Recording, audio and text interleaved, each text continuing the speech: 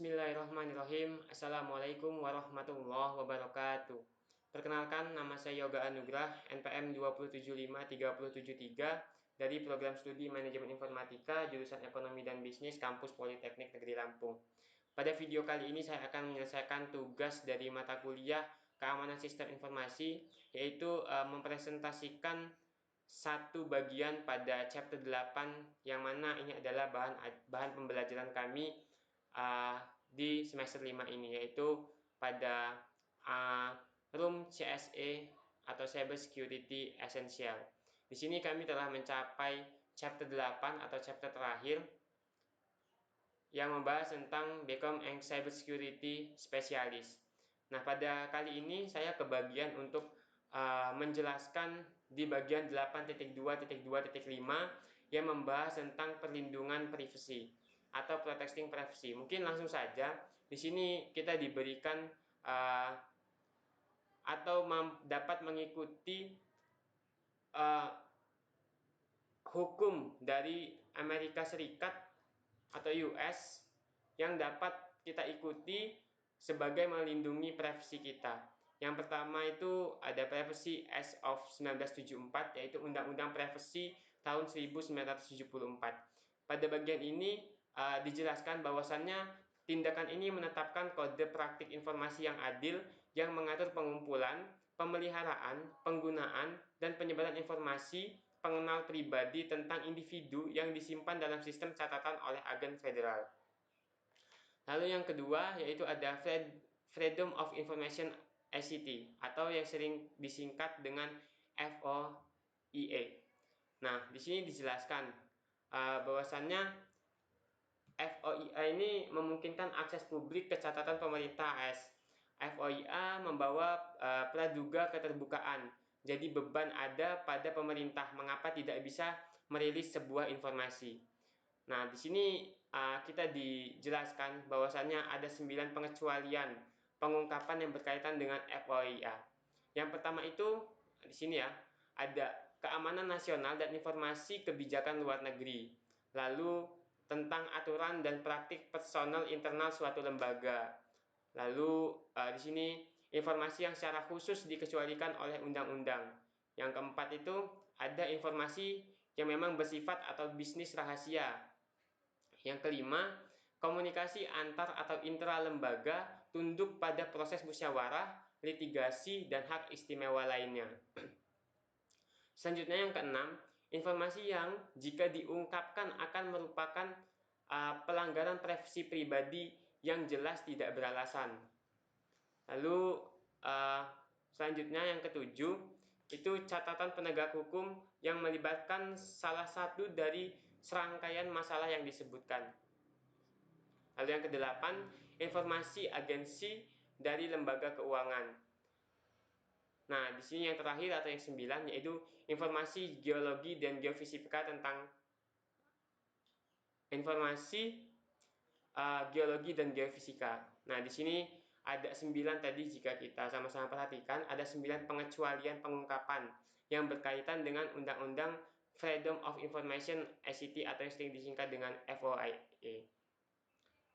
Lanjut, yang ketiga tentang hukum yang dapat kita ikuti untuk melindungi privasi kita, yaitu ada Family Education Records and Privacy Act atau yang sering disingkat dengan FERPA.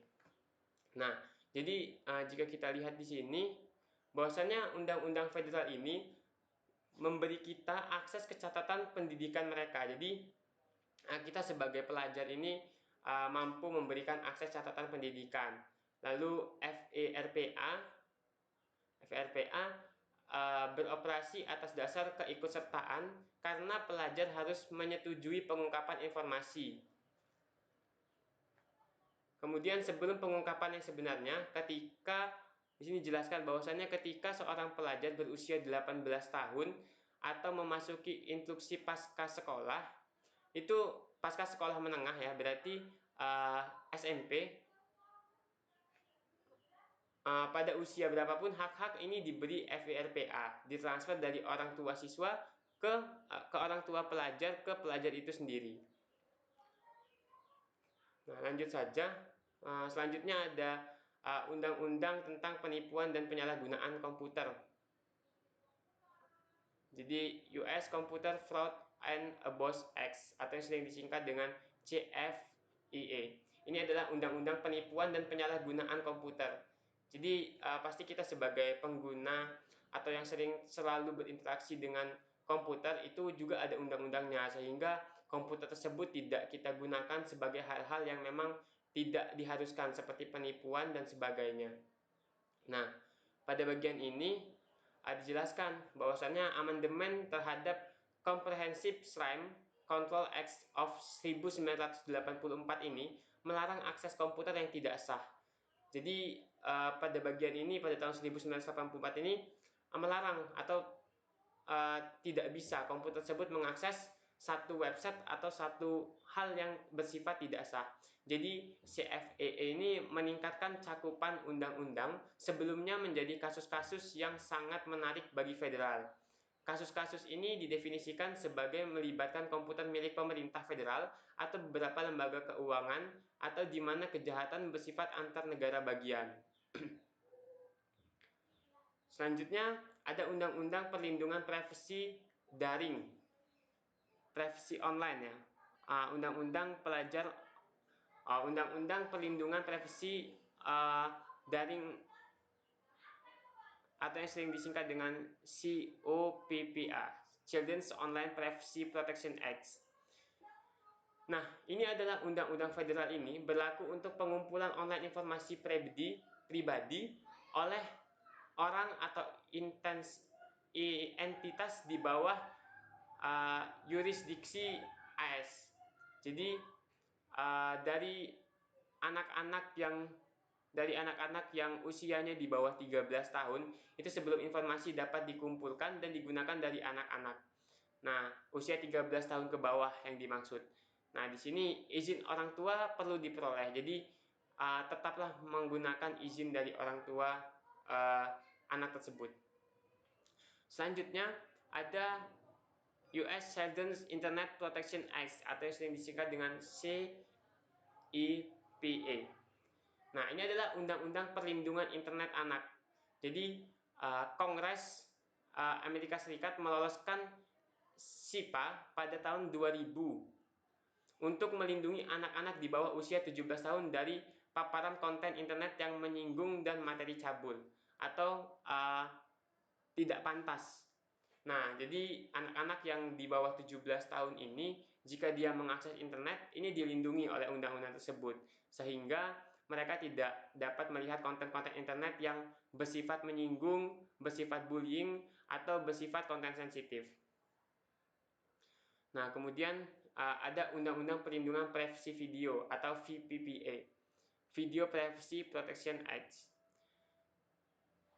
Nah, pada bagian ini dijelaskan jika Undang-Undang Perlindungan Privasi Video melindungi seorang dari pengungkapan kaset video. Nah, video ini maksudnya bersifat video, DVD, dan permainan yang disewa kepada pihak lain. Jadi, undang-undang memberikan perlindungan secara default sehingga mengharuskan perusahaan persewaan video untuk mendapatkan persetujuan penyewa untuk memilih keluar dari perlindungan jika perusahaan ingin mengungkapkan informasi pribadi tentang persewaan. Nah, di sini banyak pendukung privasi menganggap VPPA sebagai undang-undang privasi Amerika Serikat yang paling kuat.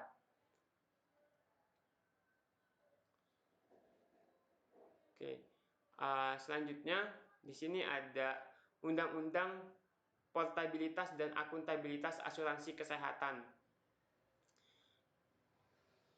Sini, jadi standar mengamatkan perlindungan untuk penyimpanan fisik, pemeliharaan, transmisi, dan akses ke informasi kesehatan individu.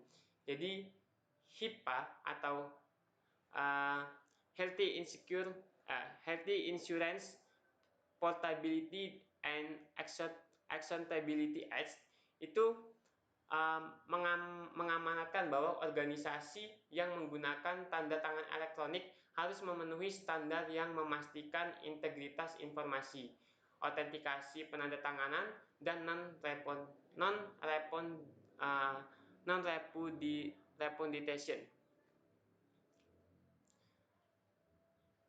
Lalu di sini masih ada 3 lagi, yaitu California Senate Bill 1386, yaitu RUU Senat California pada tahun 1386. Nah, di sini dijelaskan bahwasannya California adalah negara bagian pertama yang mengesahkan undang-undang tentang pemberitahuan pengungkapan informasi identitas pribadi yang tidak sah. Nah, sejak itu banyak negara bagian lain mengikutinya. Jadi karena California adalah negara pertama yang mengesahkan undang-undang tersebut, banyak negara-negara lain yang mengikutinya. Jadi masing-masing undang-undang pemberitahuan pengungkapan ini berbeda, membuat kasus untuk Undang-Undang Federal Nomor 1 menjadi menarik. Tindakan ini mengharuskan agen memberikan pemberitahuan kepada konsumen tentang hak dan tanggung jawab mereka. Ini mengamanatkan bahwa negara memberitahu warga setiap kali hilang atau diungkapkannya. Nah, di sini dijelaskan juga, jadi sejak pengesahan SB 1386, banyak negara bagian lain telah mencontoh undang-undang tentang RUU ini. Lalu ada privacy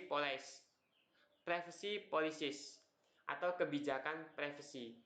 Nah, kebijakan seperti yang kita ketahui bahwasannya kebijakan adalah cara terbaik untuk memastikan kepatuhan di seluruh organisasi. Jadi, di dalam sebuah organisasi, baik itu apapun yang bersifat komunitas ataupun instansi, itu perlu diadakannya sebuah kebijakan agar orang-orang yang berada di dalamnya itu dapat patuh. Dan kebijakan privasi memainkan peran penting dalam organisasinya, terutama dengan banyaknya undang-undang yang diberlakukan untuk melindungi privasi. Salah satu hasil langsung dari undang-undang hukum yaitu terkait dengan privasi telah berkembangnya kebutuhan akan kebijakan privasi perusahaan yang terkait dengan pengumpulan data. Nah, ini bagian terakhir yaitu tentang Privacy Impact Assessment atau sering disingkat dengan PIA atau PIE. Ini adalah penilaian dampak privasi. Nah, di sini jika kita ada 1, 2, 3, 4, 5, 6, ada 6. Kita baca dulu. Privacy Impact Assessment ensures that personality identifiable information. Oke. Jadi penilaian dampak privasi memastikan bahwa informasi pengenalan pribadi ditandatangani dengan benar di seluruh organisasi. Nah, di sini yang pasti dalam penilaian itu ada menetapkan ruang lingkup PIA atau Privacy Impact Assessment, kemudian identifikasi pemangku kepentingan utama, lalu didokumentasikan semua kontak dengan PII atau personally identifiable information. Lalu yang keempat ada mereview atau kita meninjau persyaratan hukum dan peraturan yang telah diberikan. Nah, kemudian yang kelima yaitu dokumentasikan potensi masalah yang ditemukan saat membandingkan persyaratan dan praktik. Nah, yang terakhir yaitu review findings with key stakeholders. Jadi meninjau kembali temuan dan pemangku kepentingan utama. Nah, di sini jika kita ulas kembali ada 1, 2, 3, 4, 5, 6, 7, 8, 9, 10, 11. Ya, jika kita lihat pada bagian ini, untuk bagian 8.2.2.5 ini ada banyak sekali undang-undang atau hukum yang dapat kita ikuti dalam berkembangnya zaman untuk mengikuti dan menerapkan teknologi, baik dari penggunaan jaringan, penggunaan komputer, dan sebagainya. Nah, mungkin hanya itu yang dapat saya sampaikan Terima kasih atas segala perhatian. Mohon maaf apabila dalam penjelasan ini terdapat banyak kekurangan. Kepada Allah saya mohon ampun. Akhirul kalam. Wassalamualaikum warahmatullahi wabarakatuh.